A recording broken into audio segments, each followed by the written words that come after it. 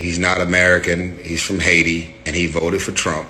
And then the dude went on to say that when Trump was the president, he owned his own business. He ended up paying about $40-something thousand in taxes, and that $40,000 would have been more like $75,000 if Trump didn't put those tax breaks in place.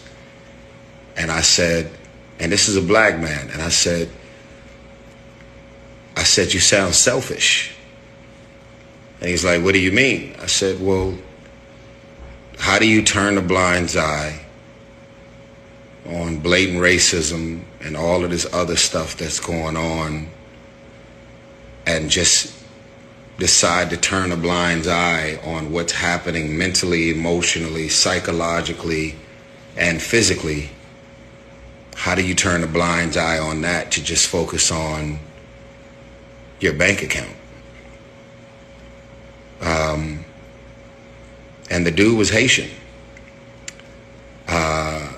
He's not American. He's from Haiti, and he voted for Trump. And then we had a conversation about the birth certificate, birthright, and what's about to happen with everything about his intentions for immigration.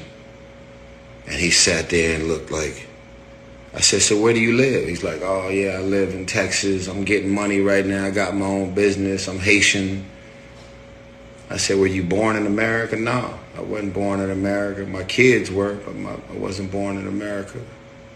And I said, yeah, well, you might be on your way back to Haiti. Gene, but I think you're fired. And this is big numbers. Talk about $100 to $200 billion a year.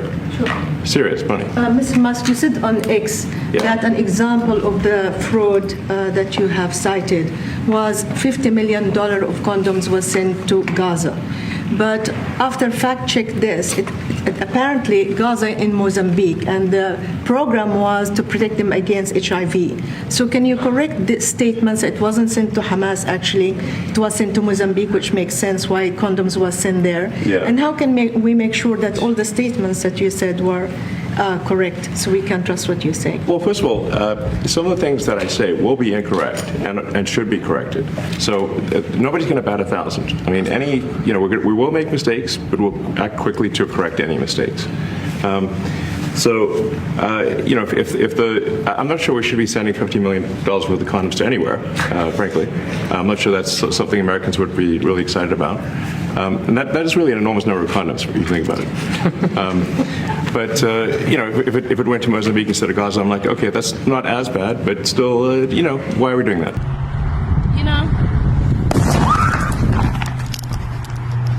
This U.S. aid thing is so much worse than people realize. Do y'all remember when people were angry at Elon Musk for buying Twitter for $40 billion?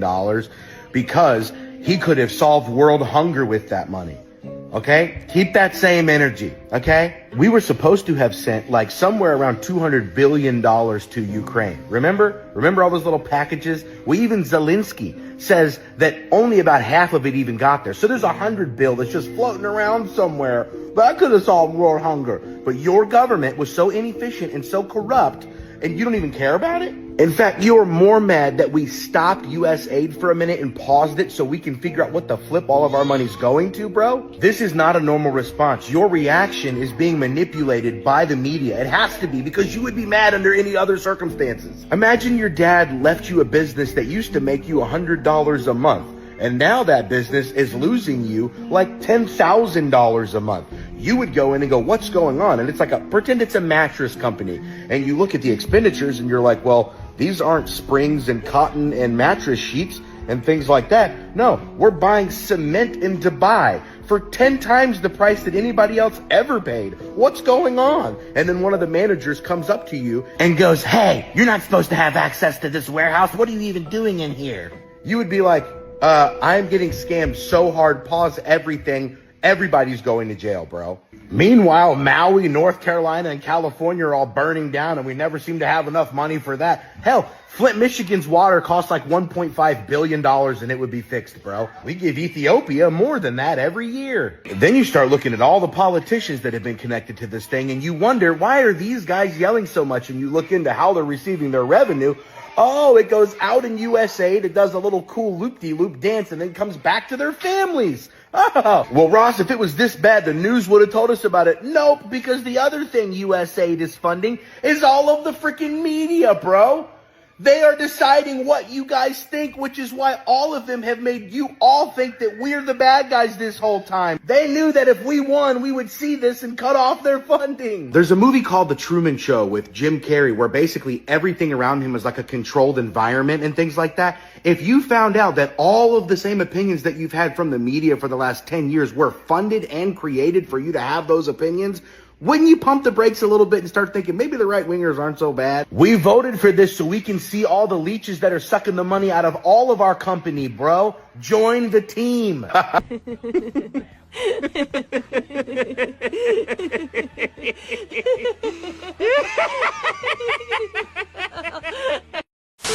What brings you come to the inauguration to come see President Trump? Just come being a proud American, that's it. Okay. Pretty much, man. Support our great president. And he supported a lot of your fights and, you know, so is it just paying it back? Donald and Dana White have become pretty good friends, and it's a really cool time to be in the UFC, being American, being a champion, getting an invite from the president. It's quite a big deal. And I know some people have been getting a little flack, you know, in the entertainment space. Some athletes, even like Snoop and some of the, you know, Nelly and the artists and stuff like that. What do you think about that right now? When the president calls, you got to come? Yeah, man. It's at the end of the day, you know, despite what political party you're in, you know, I'm American, and I was personally invited by our president. And that's a sign that you got to get up and get out. Okay. One last thing. I know when that call came, were you like expecting it? You was like, okay, I'm waiting on that call, man. I had heard from a lot of friends that there's a high possibility that I'd be invited to the inauguration, especially that he came to my fight and I gave him a bell, I gave him a proper salute. And yeah, I think it was expected. We don't give a fuck! Jesus! We don't give a fuck! A lot of shit pissed me off. Like we got Elon Musk and President Trump going to the White House having meetings and stuff like this. We got Iron Man and Captain America, right? We got Tony Stark and the the genetic freak, goddamn it. But it's crazy that Trump is actually doing things to strengthen the America dollar, you know what I'm saying? And he's actually doing other things to make cryptocurrency go up as well. You know, he got his own little token and stuff, but this is crazy.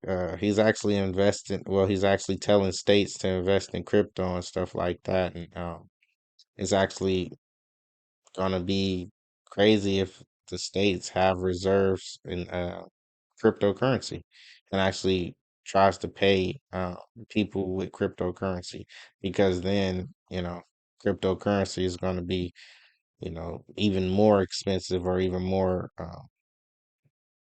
profitable, you know what I'm saying? If somebody chooses to actually invest in crypto, because if the states are actually getting hold of it, people are going to just start playing with it. People that never even thought about getting into it are going to get into it, and it's just going to be, like I said, spread even more. So this is what Trump is planning on. I mean, I don't know if it's a fight against the gold, because a lot of countries got reserves of gold, right? So if we get cryptocurrency behind us first, and we be the ones that try to reserve it, use uh, our dollar that's devaluing, and actually push it to the cryptocurrency world, and actually use that to you know back the dollar, kind of, sort of. But then you're buying out different countries out there crypto, because they have crypto reserves, you know what I'm saying? But there's only a certain amount of crypto out there. So this is just like the dollar. You can't keep printing out crypto. there's only a certain amount of crypto that's out there. So if we could get all the crypto over here in America, and I don't know if this is what Trump is thinking, because like I said, gold is everybody has gold, you know what I'm saying? And if we trying to pretty much buy people out or get people off the gold standard, or you know, pretty much pump up crypto to where we're the main ones holding it, and and keep our dollar strong at the same time, it it, it just it's precedent. I mean, it needs to be studied. So this is the beginning of this type of stuff going on in the country. Just watch out for what's going on. Try to be alert. Invest in crypto. Put a couple of dollars into it. Put it to a socket and put it away. Just wait for the whatever happens. We don't know what's going to happen. You know what I'm saying? So be aware of stocking your bread and putting your bread in the right places. You know what I'm saying? You don't want to be caught on the other side in any way. So it is what it is, man. Sounds acceptance when you having it. Like, comment, subscribe.